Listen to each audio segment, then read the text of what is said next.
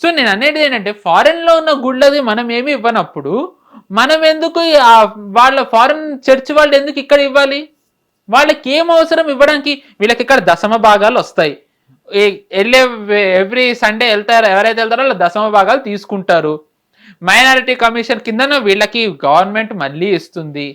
దాని తర్వాత ఈ చర్చిలు ఏవైతే ఉంటాయో వీళ్ళు స్కూల్స్ నడుపుతారు, హాస్పిటల్స్ నడుపుతారు, దాని ద్వారా వీళ్ళకి బాగానే వస్తుంది. సో ఇంకా మళ్ళీ వీళ్ళకి ఫారెన్ నుంచి ఎందుకు? Why they are so insistent, why they are so అంటే adamant, why they are so insisting that they should get funds from foreign చర్చిలు ఎందుకు ఇక్కడ చర్చిలకి ఫండింగ్ ఇవ్వాలనుకుంటున్నాయి when they are having so much of funds here?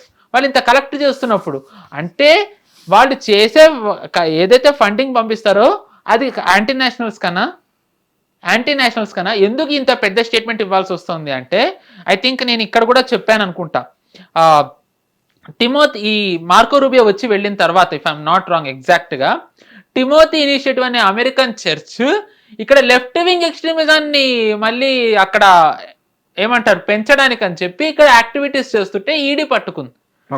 91 crores 100 foreign debit cards వాడారు వాళ్ళు. 100 foreign debit cards, 91 crores. Just imagine. మన దేశ విఘాతానికి ఒక రకంగా కారణమైన లెఫ్ట్ వింగ్ ఎక్స్ట్రీమిజాన్ని అంతమొందిస్తే దాన్ని రివైవ్ చేయడానికి అమెరికాలో ఉన్న ఒక క్రిస్టియన్ ఆర్గనైజేషన్ ఫండింగ్ చేయడం ఏంటండి? ఎందుకు అంటే ట్రైబల్స్ ని, ఎస్టీలు ఎవరైతే ఉంటారో వాళ్ళని కన్వర్ట్ చేయడంలో నక్సలైట్లు మిషనరీస్కి హెల్ప్ చేశారు. ఇప్పుడు మనకి బస్తర్ కానీ గడ్చిరోలి ఇవన్నీ ఒకప్పుడు నక్సలైట్లది గడ్డ అని చెప్పి మనకి తెలిసింది. అంటే వాళ్ళ కంచుకోట, పశుపతి టు తిరుపతి కారిడార్, అక్కడికి ప్రభుత్వం వెళ్ళడం అనేది మర్చిపోండి, ఇంకా కేంద్ర బలగాలు ఇంపాసిబుల్, సాధారణ ప్రజలకి యాక్సెస్ లేదు. 76 మంది సిఆర్పిఎఫ్ సైనికులను పొట్టన పెట్టుకుంటే కేంద్ర మంత్రి అప్పుడు హోమ్ మినిస్టర్ చిదంబరం ఏమన్నారు? మేము మిమ్మల్ని ఆర్మ్స్ వదిలేయమని అనట్లేదు, మీరు జస్ట్ చర్చలకి రండి, we know we are fighting for revolution etcetera etcetera etcetera. అంటే గవర్నమెంట్ కూడా అప్పుడు ఎంత కేర్లెస్ ఉందో చూడండి, అంతమంది పోయినా పట్టించుకోకుండా. ఎందుకు వాళ్ళకి అంత స్ట్రెంగ్త్ వచ్చింది? నక్సలైట్లకి అడవుల్లో ఉండే వాళ్ళకి అంత వెపనరీ ఎలా వచ్చింది? మిషనరీస్ ఇచ్చాయి. ఇప్పుడు the point I'm making is అంత హోమ్ మినిస్టర్ బతిమాలాల్సి వచ్చినంత స్ట్రాంగ్ పెనెట్రేషన్ ఉన్న ఈ నక్సల్ బెల్ట్ లోకి ట్రైబల్స్ దగ్గరికి, ఎస్టీల దగ్గరికి మిషనరీ వేస్తే ఎలా వెళ్ళి కన్వర్ట్ చేయగలిగారు? ఎలా వెళ్ళనిస్తే రిటర్న్ వీళ్ళకి నక్సలైట్లకి ఏమొచ్చింది? అండ్ ఇది క్లియర్లీ ఎస్టాబ్లిష్డ్, నక్సలైట్లకి ఎస్టీ ఈ మిషనరీస్ కి మధ్య సత్సంబంధాలు ఉండేవని. They both had very cordial relations. ఒక్కసారికి ఇది అవ్వడంతో అందుకనే వీళ్ళు మిషనరీ యాక్టివిటీస్, ఈ చర్చిలు, ప్రభు బిడ్డలు అందరూ కూడా వీళ్ళు మళ్ళీ లెఫ్ట్ వింగ్ ఎక్స్ట్రీమిజాన్ని చేయాలనుకుంటున్నారు. సో దట్ అది గవర్నమెంట్కి హెడ్ఏక్ అవ్వడమే కాకుండా ఎస్టీలను మళ్ళీ కన్వర్ట్ చేయొచ్చు అని. అందుకే మీరు చూసుకున్నట్టయితే లెఫ్ట్ వింగ్ ఎక్స్ట్రీమిజం అంతా ముందించగానే కోర్టులో తీర్పు ఏమొచ్చింది? ఎవరైతే కన్వర్ట్ అవుతారో ఎస్టీలు, వాళ్ళు ఎస్టీ హోదా రాదు, వాళ్ళు ఎందులోకైతే వెళ్తారో అందులోకైనా వస్తుంది. ఇది ఎంత హిస్టారిక్ అండ్ ఈ ఎకోసిస్టానికి ఎంత డేంజరస్ సిగ్నల్ అంటే, I will give you 2 examples. Bapatla ఆంధ్రప్రదేశ్లో ఒక ఊరు, అవును, దాంట్లో ఒక వీధని అంటారు, ఒక ఏరియాలో చాలా మంది క్రిస్టియన్సే ఉండేవాళ్ళంట. అక్కడ ఏంటి మనకి చూసుకుంటే గనక ఇంటి బయట హల్లెలూయా, యేసేనా కాపరి, ఇలాంటివేవో వాళ్ళ భాషలో వాళ్ళు ఉండేవంట. ఎప్పుడైతే ఎస్టీ తీర్పు వచ్చిందో కోర్టు తర్వాత నుంచి, జై శ్రీరామ్, హరహర మహాదేవ్, రాముడి ఫోటోలు, ఓము, సడన్ గా all of a sudden. Yes అంటే వాళ్ళు మళ్ళీ ఘర్ వాపస్ అయిపోయారు. మేము ఎస్టీల కిందనే ఉంటాం కానీ we will not be Christians అని. దీనివల్ల ఏమవుతుంది? దశమ భాగాలు వాళ్ళకి తగ్గుతున్నాయి. అంటే వాళ్ళ వర్త్, వాళ్ళకు వచ్చే ఫండింగ్ ఒక రకంగా తగ్గించేసినట్టు అయింది కదా. ఇక్కడ తెలంగాణలో చూసుకుంటే సంగారెడ్డిలో ఒక ప్లేస్కి ప్రభుత్వం మైనారిటీ దాంట్లో 21 కుట్టు మెషిన్లు పంపింది. 21 కుట్టు మెషిన్లు, కానీ దాన్ని కేవలం 3 తీసుకున్నారు. ఇంకో 18 మంది మేము ఎస్టీలో, మేము హిందువులము, క్రిస్టియన్స్ కాదు అనేసారు. ఈ తీర్పు వచ్చిన తరువాత ఫలితం అది. అంటే కోర్టు తీర్పు ద్వారా ఈ ఎకోసిస్టమ్కి ఎంత దెబ్బ తగిలిందో ఇది ఒక ఉదాహరణ కదండి. బట్ ఎంత దెబ్బ తగిలినా వాళ్ళ ఫండింగ్ అనేది ఆగట్లే. ఎఫ్సిఆర్ఏ ఇంకా ఈ స్ట్రెంథెన్ చేయకపోవడం వల్ల ఫండింగ్ ఆగట్లేదు. అండ్ వాళ్ళకున్న నిధులన్నీ వాళ్ళు ఇంకా వాళ్ళకి స్ట్రెంథెన్ అవ్వడానికి వాళ్ళకి వేరు సోర్సెస్ ఉన్నాయి. స్కూల్స్ ఆర్ ఏమంటారు హాస్పిటల్స్, ఇవన్నీ ఉన్నాయి. సో ద మూమెంట్ ఎఫ్సిఆర్ఏ ఇది గనక పాస్ అయినట్టయితే they all will come under scrutiny. Just imagine ఎన్ని యాక్టివిటీస్ సీజ్ అయిపోతాయో దీనివల్ల చూడండి అసలు. That is the main reason why Christian organizations are so concern with FCRA. వాళ్ళు అందుకే CJP ప్రొటెస్ట్ కి ఫండింగ్ ఇవ్వడానికి కూడా వాళ్ళు వెనకాడలేదు. ఈరోజు జెసూయిస్ట్ అనే అతను ఫండింగ్ ఇచ్చినా సరే ఎవరు మాట్లాడట్లేదు. ఇప్పుడు ఇదే విపక్షాలు రామ్ మందిర్ చందా చోర్ది ఒక సాధువుని పెట్టి వీళ్ళు అవమానించారు బయట. నిజానికి రామ్ మందిర్ ఏదైతే అక్కడ గొటాలా జరిగిందో ఆ గొటాలలో సాధువులు లేరు నిజానికి. లోపల ఇంటర్నల్ నార్మల్ పీపుల్ చేసింది. కానీ వాళ్ళు కేవలం హిందువులను అవమానించడానికి సాధువుని పెట్టారు. ఈ రోజు జెసూయిస్ట్ ప్రీస్ట్ అనే అతను ఈ CJP ప్రొటెస్ట్ లో యాంటీ నేషనల్ ప్రొటెస్ట్ దానికి ఇతను ఫండింగ్ ఇచ్చాడని వచ్చింది. రేపు BJP వాళ్ళు ఒక ప్రీస్ట్ కింద ఫాదర్ వేషం వేసి పార్లమెంట్ లో ఫాదర్ ని కొడుతున్నట్టు CJP ప్రొటెస్ట్ కి ఫండింగ్ చేసినట్టు ఇస్తే వీళ్ళు ఊరుకుంటారా? ఈ విపక్ష పార్టీలు ఊరుకుంటాయా? మీరు ఒక సాధువును అవమానిస్తేనేమో తప్పు లేదు, కానీ అండ్ నిజంగా ఏ చర్చ్ ఫాదర్లు అయితే ఇవన్నీ చేస్తున్నారో వాళ్ళలో ఒకళ్ళకి సాక్ష్యం పెడితే వీళ్ళు ఊరుకుంటారా? ఎవరు ఊరుకోరు.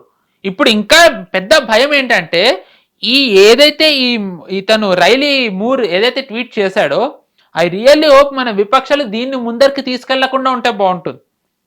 ఎందుకంటే వీళ్ళకి స్ట్రెంగ్త్ ఇచ్చినట్టు అవుతుంది కదా, అబద్ధాన్ని బలపరిచినట్టు అవుతుంది. అది అపోసిల్ మలబార్ కోస్ట్కి వచ్చింది, అది బలపరిచినట్టు అవుతుంది. ఐ రియల్లీ హోప్ మన అపోజిషన్ దీన్ని తీసుకెళ్లకుండా ఉంటే బాగుంటుంది. ఆల్రెడీ వీళ్ళందరూ FCRAని వ్యతిరేకిస్తున్నారు. కాంగ్రెస్ కానివ్వండి, కమ్యూనిస్టులు, వీళ్ళందరూ FCRAకి కేరళ కాంగ్రెస్ వాళ్ళు అయితే వాళ్ళు పాస్ చేశారు అసెంబ్లీ నుంచి, మేము దీన్ని ఆమోదించము అని చెప్పి. అఫ్ కోర్స్ వాళ్ళు ఆమోదించకపోయినా ఏమీ అవ్వదు, బట్ వాళ్ళ సైడ్ నుంచి వాళ్ళు చెప్పారు దట్ వీఆర్ అగేన్స్ట్ దిస్ అని. జస్ట్ ఇమాజిన్ ఇప్పుడు రైలీ మూర్దే కనుక వాళ్ళు అసెంబ్లీలో చెప్పి పార్లమెంట్ లో దీని గురించి మాట్లాడినట్టయితే అది ఇంకెంత ప్రమాదకరం. అంటే అమెరికా చెప్పిన అబద్ధాన్ని భారతీయులు నమ్మేలా చేయడానికి మన భారతదేశ రాజకీయ నాయకులే గనక దీనికి తోడ్పడితే అది ఇంకెంత ప్రమాదకరం అవుతుంది. అందుకే వీళ్ళు ఏమైనా సిగ్నల్ కింద ఇది ఇచ్చారా? సో ఇలాంటి కన్సర్న్స్ చాలా ఉన్నాయి ఇప్పుడు FCRA ద్వారా. సో అందుకే FCRA గనక వచ్చినట్టయితే, సో ఇందాక చెప్పినట్టుగా ఇది ఏమి ఫైనల్ స్టెప్ కాదు, ఇది ఫస్ట్ స్టెప్ కాదు.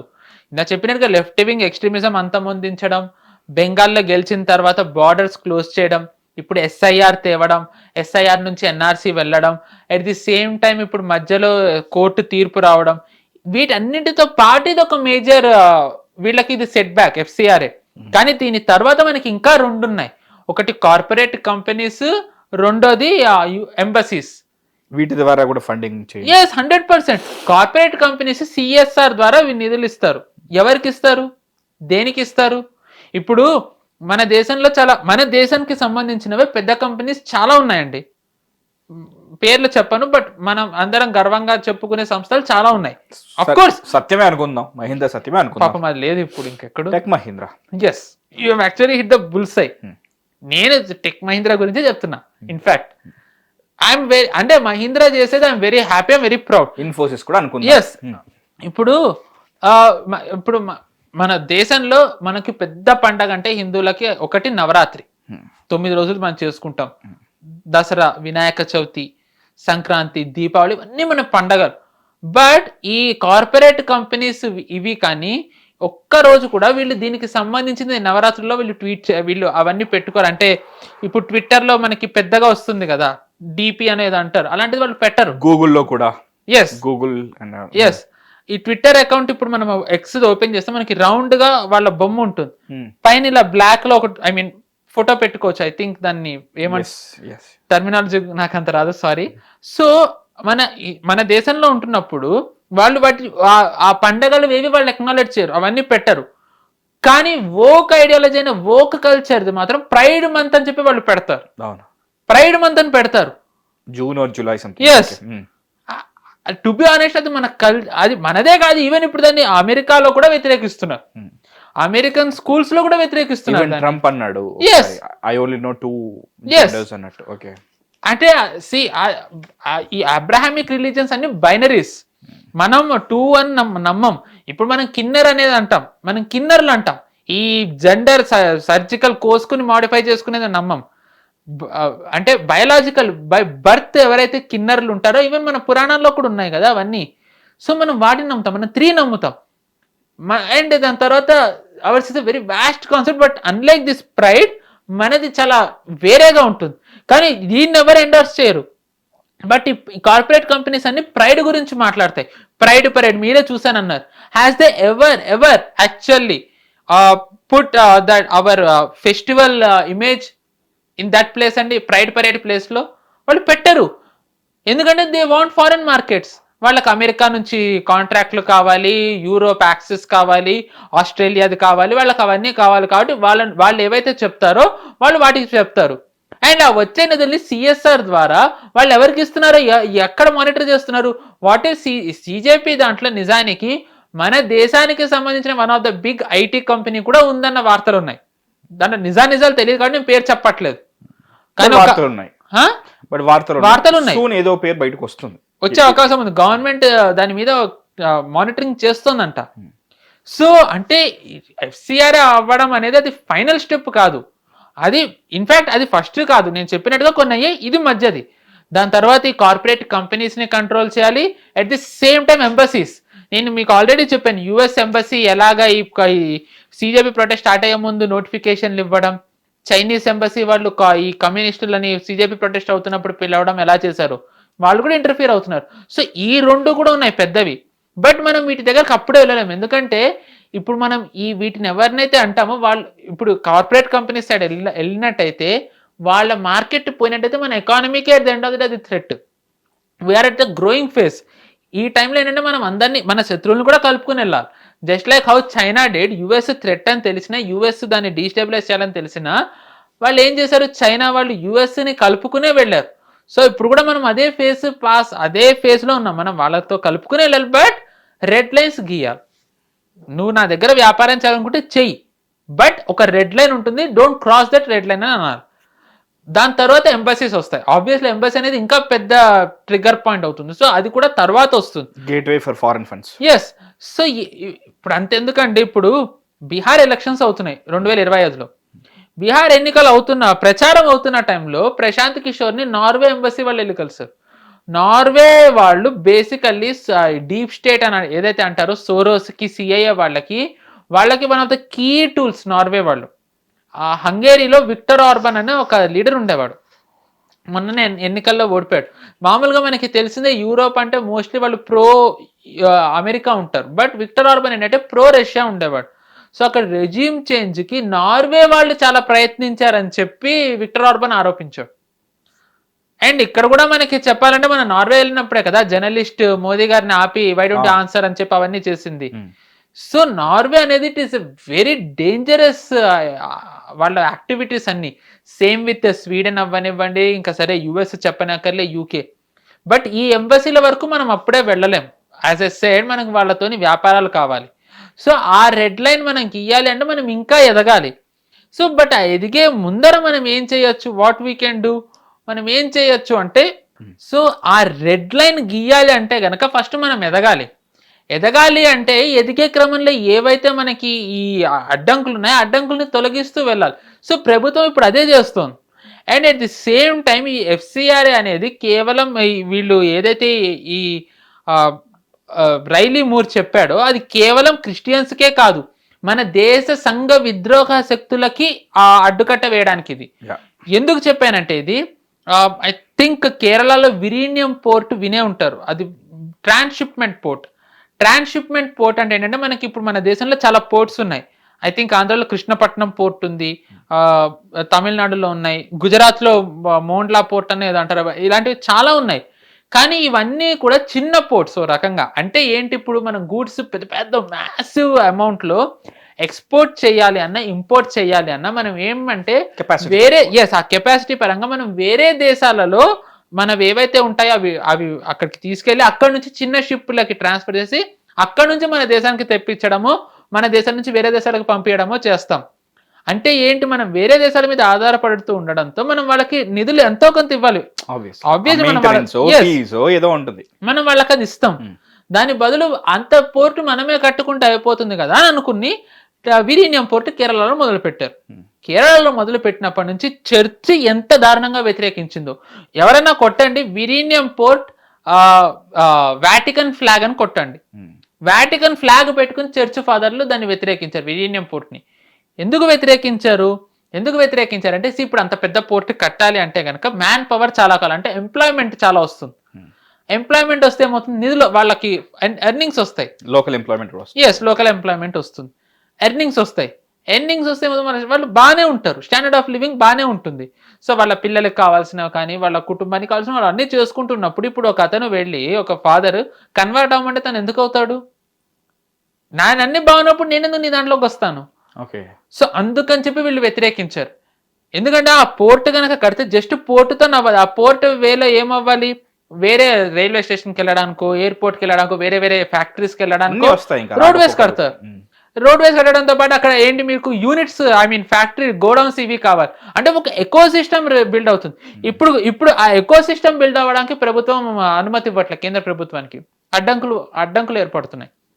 Can you believe Kerala government అడ్డంకులు అంత యాక్టివ్ పార్టిసిపేషన్ చేయట్లేదు. వాటికన్ సిటీ చర్చ్ ఫ్లాగ్ పెట్టుకొని చెప్తున్న ఆ సంస్థల వాదన కూడా ఇదేనా? కారణాలు కూడా వాళ్ళు ఆబ్వియస్లీ చెప్పారు కదా, మేము మత మార్పిళ్ళు చేయలేమని, ఇది కరెక్ట్ కాదు, ఎకలాజికల్ ఎక్సెట్రా ఎక్సెట్రా వాళ్ళు అవన్నీ చెప్తారు. బట్ రియల్ రీజన్ ఇది. సో ఇప్పుడు ఇలాంటివి జరుగుతున్నప్పుడు ఈ చర్చ్ ఇప్పుడు అభివృద్ధిని చర్చ అడ్డుకున్నట్టే కదా డైరెక్ట్లీ. చర్చ్ అండ్ ఇంకొకటి ఏదైతే వీళ్ళు ఎకలాజికల్, ఇప్పుడు మనం అండమాంది కూడా రాహుల్ గాంధీ చాలా మాట్లాడుతున్నారు, ఆ ఎకలాజికల్ ఇంబ్యాలెన్స్ అవుతుంది, చెట్లు కొట్టేస్తారు ఇవన్నీ అని. మన ప్రభుత్వం ఒక పథకం తీసుకొచ్చింది, ఒకవేళ ఒక ప్లేస్లో చెట్లు కొట్టేసి ఎకలాజికల్ ఇంబ్యాలెన్స్ అయితే ఎంతైతే కొట్టేసామో అంతే మనం ఇంకొక ప్లేస్లో మనం నాటి we have to ensure ecological imbalance అవ్వకుండా చూడాలని. బట్ మనం ఎప్పుడు చేయం కదండి. చేస్తున్నాం, ఎక్కడ చేస్తున్నాం. We're doing that. Government is doing that. Unfortunately they are not promoting it as always. In fact ఇప్పుడు అండమాంది రాహుల్ గాంధీ చెప్తున్నది దాంట్లో శుద్ధాబద్ధన ఫస్ట్ థింగ్ అదే. ఎకలాజికల్ ఇంబ్యాలెన్స్ ఏదైతే అవుతుందని రాహుల్ గాంధీ చెప్తున్నాడో అది అవ్వట్లేదు. నిజంగా గవర్నమెంట్ ప్లాంటేషన్స్ చేస్తుంది.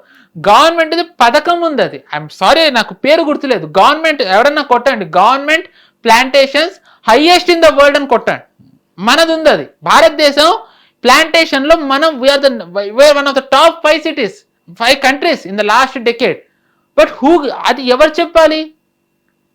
సో అంటే మనం ఈ ఎకలాజికల్ ఇంబ్యాలెన్స్ అనే దాంతోని ఈ మిషనరీస్ కానివ్వండి, చర్చెస్ కానివ్వండి, వాళ్ళు అసలు ఎలాంటి అబద్ధాలు చెప్తున్నారో చూడండి. And no one is actually saying anything about that.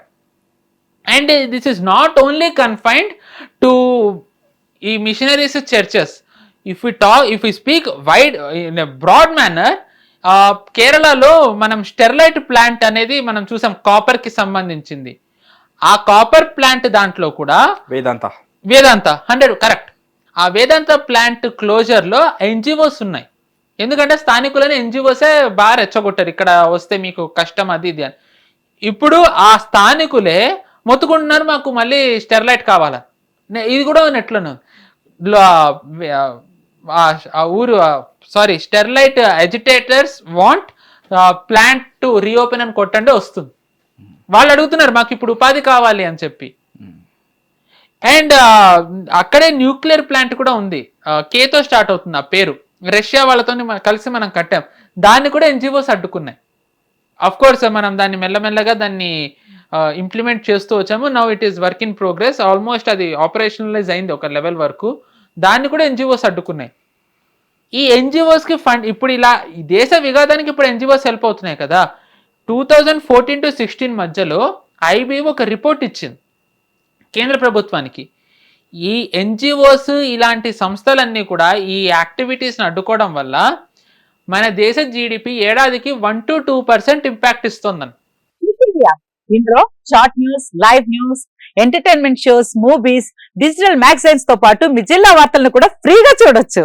ఇంకెందుకు ఆలస్యం, వెంటనే హిట్ టీవీ యాప్ ని డౌన్లోడ్ చేసుకుని ఫ్రీగా ఎంటర్టైన్మెంట్ పొందండి. Hit TV app. Hit TV app. Please download hit TV app. Hit TV app ని ఫ్రీగా డౌన్లోడ్ చేసుకుని ఎంజాయ్ చేయండి. మీకు నచ్చిన ఎంటర్టైన్మెంట్ కోసం హిట్ టీవీ యాప్ ని ఫ్రీగా డౌన్లోడ్ చేసుకుని ఎంజాయ్ చేయండి. హిట్ టీవీ యాప్ ని డౌన్లోడ్ చేసుకుని ఆస్వాదించండి, ఆశీర్వదించండి. ఇంతమంది సెలబ్రిటీలు హిట్ టీవీ యాప్ ని డౌన్లోడ్ చేసుకోండి అని చెప్తున్నారంటే ఎంత మంచి యాప్ ఆలోచించండి. అమెరికా అమెరికా అమెరికా అమెరికాలో చదవాలనుకునే వాళ్ళకి విశ్వసనీయమైన పేరు మన శౌర్య consultancy. UK Law 1 Year Masters. UK Law 1 Year Masters. 2 years work permit up to 5 years visa. Contact Saurya Consultancy. Contact 89851 89851.